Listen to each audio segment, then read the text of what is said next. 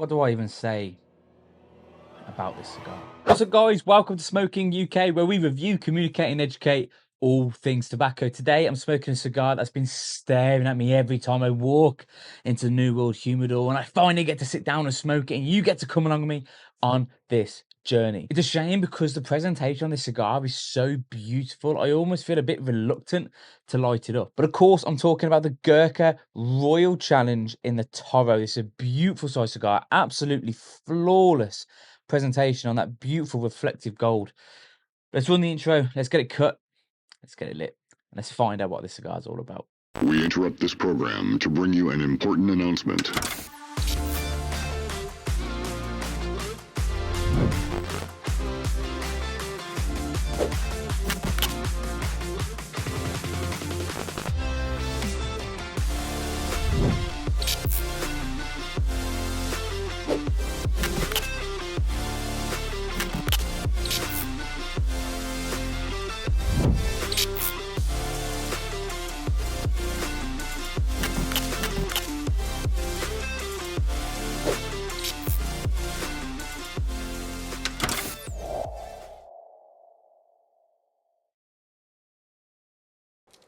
Not the straightest cut in the world, but it'll do.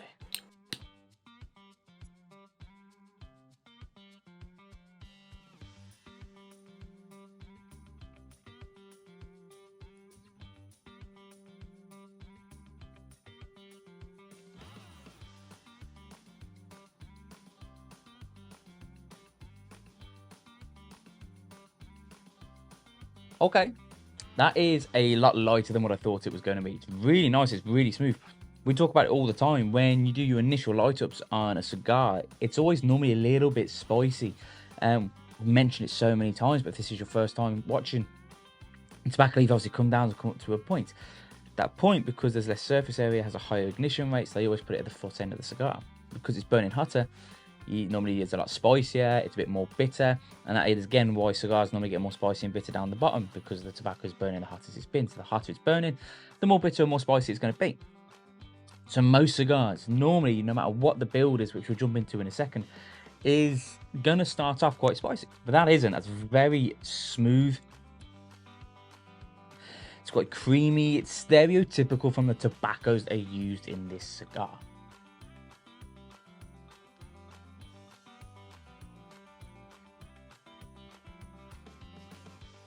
With this being a Toro size, it is slightly wider, but this is coming in at a 6x54 ring gauge. This is a medium bodied cigar, but the taste is very mild so far. Now, one thing I've got to point out, that 56 ring gauge sits in the hand so comfortably. I'm not normally a huge fan of anything above about a 54, but it's probably so close, I'm probably not going to notice a difference. When I start hitting that 60s and 60s plus, that's when I start to struggle with how comfortable the cigar is to smoke. This is very, very comfortable. My fingers don't really feel like they're being forced to open up when I'm holding the cigar like this. And the draw is absolutely perfect. There's a slight bit of tension on there, so I am having to use my cheeks and my jaw, which I love. I don't like a really massive open drawed cigars. This is why I've never smoked anything that's like a 70 ring gauge, because it's just too open. But at the same time, it's not so tight. I'm gonna have to get the draw tool out and have to force airflow through it. And it is very light, and you can probably tell that from the color of the wrapper on there. Obviously, I know we've got a nice ambient moody light in here in the studio, but we have an Ecuadorian Connecticut wrapper that's extremely light. And to be honest, it's one of my personal favorite tobaccos used on a wrapper of a cigar. With a Honduran Habano binder and a mixed fillers from the Dominican and Nicaraguan, which are two of my favorite regions for tobacco. Now, I absolutely love those milder cigars. Obviously, when it comes to the strength, this is medium, but when it comes to the palate, I love those milder cigars. Don't get me wrong, every now and then I do get in the mood to want to have something that's going to really test my palate, push it to its limits, and really go boom right on the tongue and coat the palate. Where on days like this, on afternoons like this, when we sat down, we're enjoying maybe a coffee like I am here, or a drink together, and You want something that is just as smooth as the environment you're smoking in. If I'm in a fast-paced environment, there's a lot going on, say we're at an event, for example, I love those fuller bodies and those really strong flavored tobaccos. But when I'm sat in a studio like this and it's just a beautiful afternoon, we've got a coffee on the go, it's been a great week so far. It's actually hump day on the point of filming this. I would like something a little bit more milder, something that still tastes absolutely phenomenal, which this does. But I don't want to be sat there after like this. I want to be able to enjoy my cigar, and the lingering aftertaste is just kind of there. And it's lingering, like I just said, it's just lingering, it's just there. I can taste it slightly after, but I'm not sat here knowing the next thing that I consume, whether it's a cigar, a pipe, a drink, isn't going to be tainted by the flavors I'm going to be getting from this cigar. And if you've been a follower of this channel for a while, if you've been a follower for smoking, you know we love Gurkhas. It's probably one of our largest ranges that we have. If you actually come and visit us up in Otley Mills, I'll add the address along here, and down in the description below, pop by. We love to see you. When you walk into our New World Humidor, probably our largest display is Gurkha. You can't miss it. It's right in front of you as you walk through the door. And we have every different shape, sizes, presentation, boxes. They really go out of their way. It's the one thing I love about Gurkha is no stone is left unturned. I don't actually think there's a boring looking one, but this stands out every single time, whether you're going for the Toro, which normally comes in a tube, or you're going for the Robusto. The presentation on this cigar is absolutely flawless, and the camera is not doing it any justice. This thing is a product of natural beauty. We obviously have Gurkha right in the center with the writing, with this beautiful gold band and the swirls. It almost looks Victorian, but it's all because it's so metallic and it's really shiny. We also get that around the second band down here, which states Royal Challenge. It's one of those that when you have a big mass amount of cigars and you don't quite know what to look, this is a glowing beacon that your eyes naturally draw to. And the box also looks absolutely incredible. Most Gurkha boxes do. Like I just said, there isn't a boring looking one, but like I said at the beginning of this video, it almost seems a shame to cut this and set fire to it.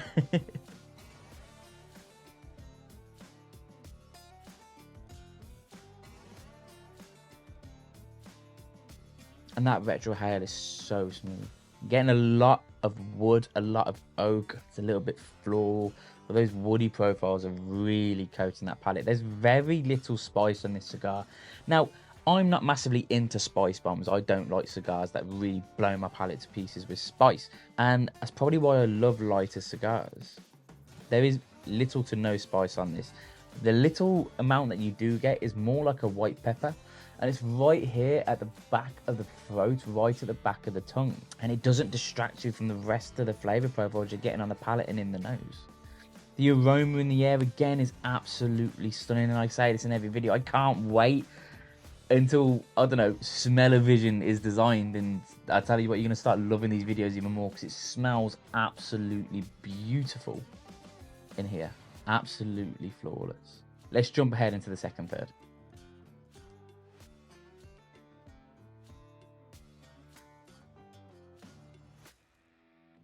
This cigar has developed absolutely beautifully.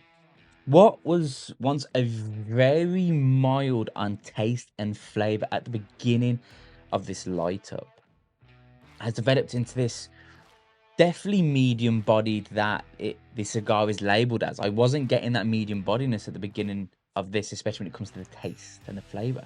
Those woody textures and those woody profiles are definitely still there. The oak, that cedar, but there's also now a lot of earthiness behind it and a slight little bit of caramel, and that's probably coming from that Ecuadorian Connecticut wrapper. It's naturally quite a lighter and a bit more sweeter smoke. There's also a little bit of hay there, and I think that's blending with that earthiness really well. And it's become a very complex cigar during this second third, which how light it was at the beginning I really didn't see it coming. I did not, it didn't just turn, it just slowly blended in. When we bring down to transitions, it's probably been the smoothest transition I've ever smoked in a cigar. It all came in perfectly in the right order to add to that next level to what was an amazing cigar and is a fantastic cigar so far. Of course, we've only just got past that second band, so I'll give you my overall verdict once I start hitting that final third, but it's smoking stunningly so far. When it comes to the burn, it wouldn't say it's necessarily the flattest burn in the world. I haven't had to touch it up though, so for a handmade artisan product, that's quite a good. I'm happy with it. I've got no problem, especially when you look at the price of this stick. I've definitely smoked cigars that are double the price of this and has had construction that's 10 times worse than what this is. The ash is falling away really smoothly. I did get a slight bit of coning, meaning I'm puffing away on this cigar too quickly, and the wrapper and the binder is burning away quicker than the filler tobaccos are, so I have slowed down. It's probably because I'm enjoying the cigar so much, and those transitions coming in, and unless you smoke it, it's really hard to explain just how perfect going from that first third into second third really was.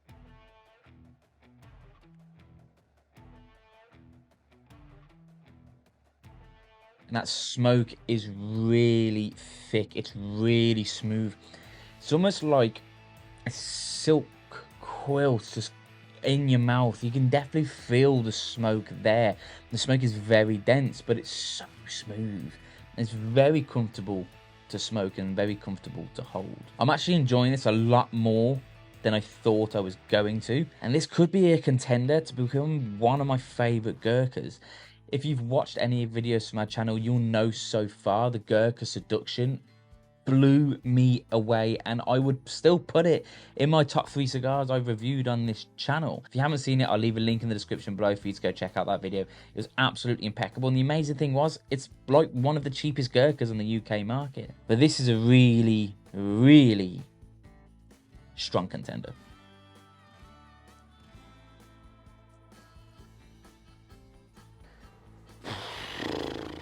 What do I even say about this cigar? It's been a roller coaster of emotion, flavor profiles, textures in the mouth. It's not what I thought I was sitting down to smoke. Now, a thing I love to do before I sit down and smoke a cigar is gauge and try and guess what I think that cigar is going to taste like. And 9 times out of 10, I'm kind of right. I've smoked enough cigars these days that I can look at what the colour of a wrapper is. I kind of roughly know what the build and construction of the cigar is. I can kind of guess what I'm getting myself into. But I absolutely love it when you find a needle in the haystack and it flips that on its head, and it completely gives me a different flavours, different delivery of what I guessed I thought I was getting into. That's exactly what this cigar has done. This is a prime example of never judge a cigar by its colour. Because when you look at it, because we have that Connecticut, that Ecuadorian Connecticut wrapper, it looks stupidly light. And the problem is when people look at light looking cigars, they think they're not full of flavour. They think they're going to be really light and they're not going to be getting anything from it. Where the transitions in this cigar have been absolutely flawless and on point. They've come in right at the perfect timing to deliver almost like a 3-course meal. These 3 sections have been completely different to each other, and I'm already developing a new flavour profile that's coming into this final third, which I love. There's a lot of cigars, sometimes you'll just smoke and it's the same kind of thing throughout. You won't get transitions, but you're definitely not getting that with this cigar. We started off really light. I wouldn't say there was a huge amount going on in that first third. There was a lot of those cedar profiles, those oaky profiles, slight bit of spice. But then during that second third, it really, really ramped up, and we were getting all those beautiful, like, slight bits of caramel, a little bit of floral. The woody profiles have definitely been the dominant flavour profile from start to end. Now that we're going into this, I'm almost getting like a little bit of like toast, a bit like a burnt toast, which I love, and it works really well. That spice profile is starting to ramp up that slight bit more, which is pretty normal and standard, and you kind of expect during the final third of a cigar.